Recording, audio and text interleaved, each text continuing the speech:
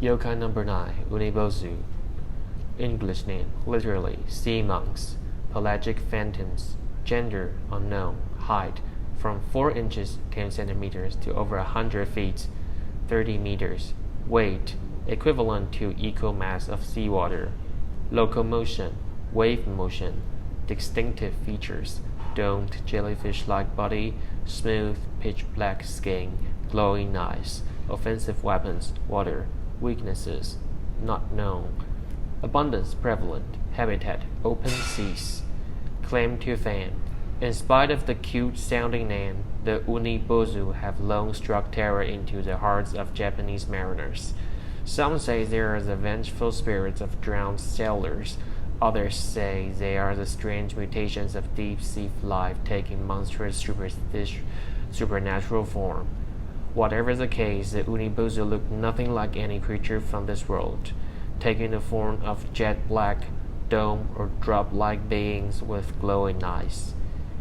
It has been suggested that they may actually be composed entirely of water, which would explain the near total absence of any other distinguishing features.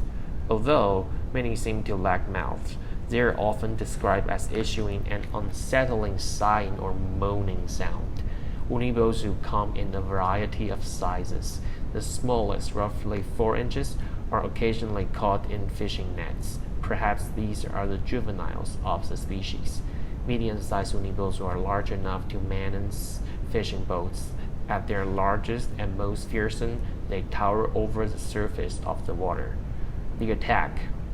Unlike the Funayure, which only appear at night and in coastal waters, the Umi-bozu appears far out to sea and shows itself at any time of the day. It sometimes accompanies or is accompanied by strange atmospheric or oceanic phenomena, such as storms. Umi-bozu rise from the surface of the ocean, fed by its limitless waters. It is capable of growing in size until it looms over even the largest of ships. It prefers brute force attacks, attempting to engulf individuals, ships, or even entire fleets, depending on their size. Surviving an encounter. This probably goes without saying, but avoid putting out to sea when strange weather is on the horizon. Smaller Umi-bozu respond with cries of pain when hit with poles or oars, meaning it is theoretically possible to injure them. It may be possible to fend off small or medium Umi-bozu with whatever tools are at hand, but a full-size specimen is another story. If you see one on the horizon, finding a safe harbor is your only hope for survival. Don't let your guard down once you have reached shallow waters, however, particularly if darkness is falling. If conditions are right for the Umi-bozu far at sea, chances are you may well encounter Funayure on the way back. Marine monster mating. According to Kanzo Jido, Speculations on Natural Tales, an 18th century text composed by historian Nirumitsu Yamakihara, smaller and medium-sized Umi-bozu very occasionally appear close to shore. Residents of the town of Izumi in Osaka reported that one remained in some nearby shallows for 3 days before returning to sea. During this time, the townspeople took pains to avoid the coastline, but those who caught glimpse said that the Umi-bozu took on an almost humanoid appearance.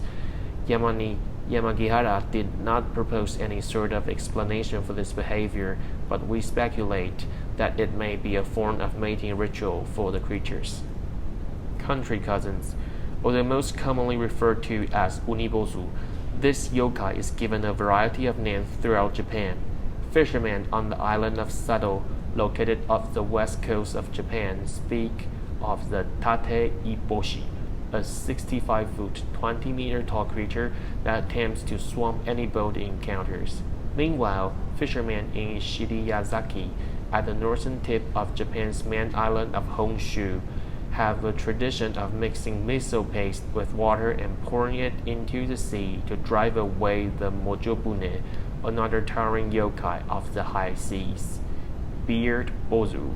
Some accounts describe the skin of the Umi-bozu as being covered in ultra-fine hair.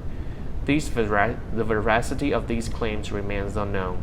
If true, an Umi-bozu's pelt is probably similar to that of other marine mammals, such as the sea otter, the dense fur of which contains some 1 million hairs per square inch of skin.